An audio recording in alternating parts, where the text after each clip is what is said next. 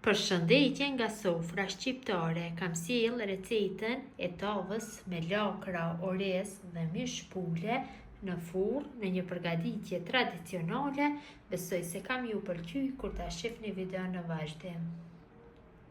Filloj me përgatitjen. Fillimisht bëjmë zirjen e mishit. Mund ta përgatitni këtë tavë me mish pule apo me mish lope. Unë jam duke përgatitur për 4 persona, këtu kam 4 kofsha pule, cilat i kam largu ujin e tepër dhe ju kam largu lëkurën. I kaloj në një tenxhere, ja shtoj një lugë të mesme me veget dhe ujë, derisa të mbulohet niveli i tyre. Dhe tash do bëj zirjen e mishit, do e zi në temperaturë mesatare rreth 25 minuta. Derisa mishi është në zirje, ne bëjmë coptimin e perimëve. Na duhet një lakër mesatare, lakër turshi apo lakër e freskët, mirë po me lakër turshi, kjo tavë do del shumë e mirë. Një qep, një karrotë, cilës ja kam largu lëvorën, 3 domate dhe një thelb hudhër. Fillimisht marrim dhe bëjmë coptimin e qepës, karrotës dhe hudhërës. E marrim direkt tigonin, ku do i hedhim për fërgem. Kështu e prej në copsa, jo shumë të vogla, mesatarisht, qepën.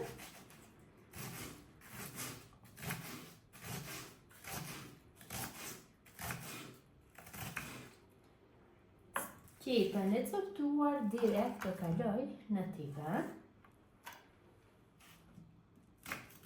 Bëj coptimin e hudhërës në copsa të vogla.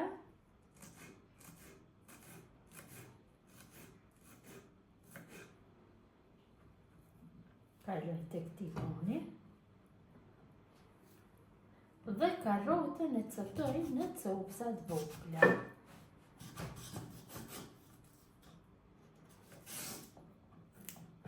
Sa më të vogla, aq më mirë do jetë.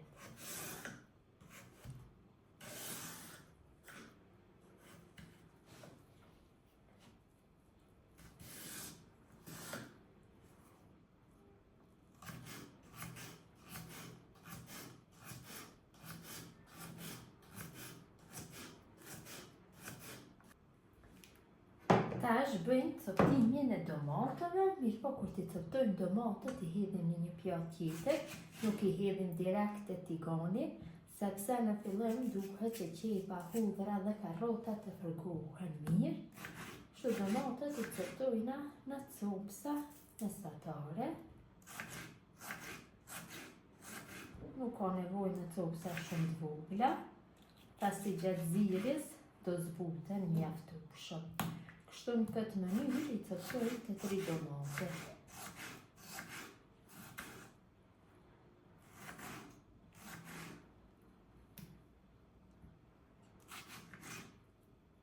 Në bërë coptimin e domateve, bëj coptimin e lakrës.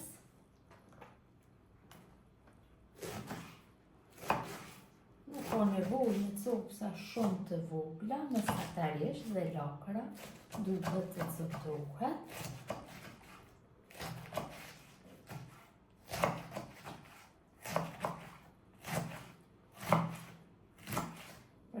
Është një tavë shumë e sheshme, shkon shumë gjatë kohërave të ftofta, një tavë tradicionale, cilën nëna tona në kaluarën e kanë përgatitur pothuaj në çdo javë. E sheshme, e shëndetshme, e shpejt për përgatitje. Kalojna kështu lakrën e coptuar direkt te ina, nuk e hedhim në tigan. Në mënyrë të njëjtë bëjmë coptimin e gjithë lakrës.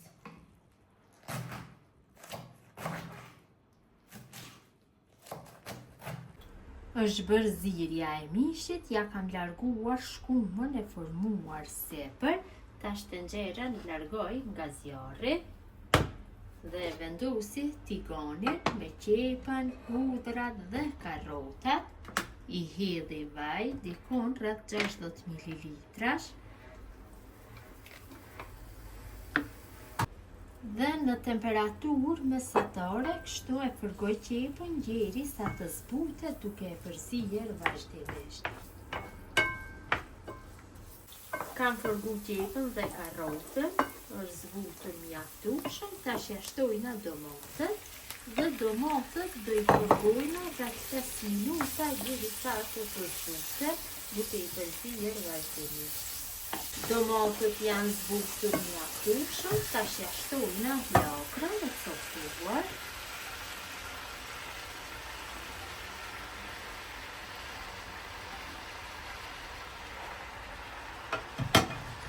E përzij kështu masën mirë e mirë dhe e fërgoj duke e përzierë vazhdimisht derisa lakra të zbutet mirë. Lakra është zbutur mjaftueshëm, tash ja shtojna një gotë me orez, cilën e kam larë, e kam pastru dhe ja kam kullu ujin. Shtojna një lugë gjelle me biber të kuq dhe i shtojna krip, kripa zakonisht është sipas qepit tuaj. Dhe masën e përzij dhe e fërgoj dhe për 7-8 minuta tjera. Kështu patjetër duhet bëhet përzierja vazhdimisht. Kam fërguar masën mjaftueshëm dhe masa është gati të largohet nga zjarri. Pasi e kam largu nga zjarri masën, tash e kalojna në një tavë, unë kësaj radhe dhe përgatis një tavë porcelani kështu. Ju mund të përgatitni në një tavë qeqi, në një tavë cinku, varet nga dëshira juaj. Kalojmë tër masën. Masën kështu pak me lugë, me shtypje, që t'ja japim trashësinë e njëjtë nga gjithë anët. Sipër vendosim mishin e zier.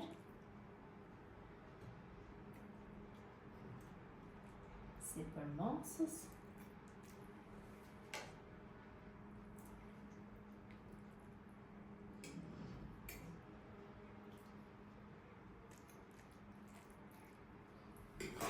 Dhe marrim një kullojse dhe ja hidhim langun. Mi po njëherë në kullojse që të kullohet dhe mbulojmë masën me langun e mishit. Pra masa e lakrës duhet jetë mbuluar me langun e mishit. Dhe tavën tash e fus në furrë të nxehtë 220 gradë dhe do e la në furrë derisa të shterët langu. E kam largu tavën nga furra, ka një aromë jashtëzakonisht të mirë, e lo pak që të tohet dhe do jetë gati për konsumim. Tava është tohur pak, ta largoj dhe ta shihni se si ka dalë, ta kaloj pak një pjesë në një pjatë. Vërtet ka dalë shumë e mirë. Besoj se shija s'ka për mi mungu kësaj tave tradicionale, e cila po thuaj na shoqëron gjatë gjithë stinës së dimrit. Gjithë ju që e përgatisni në këtë mënyrë ju bëft mirë. Ju falenderit që ndani kohë vazhdimisht për recetat e mia. Jepni komente të bukura, mirëmbëjtje nga sofra shqiptare deri në recetën e radhës.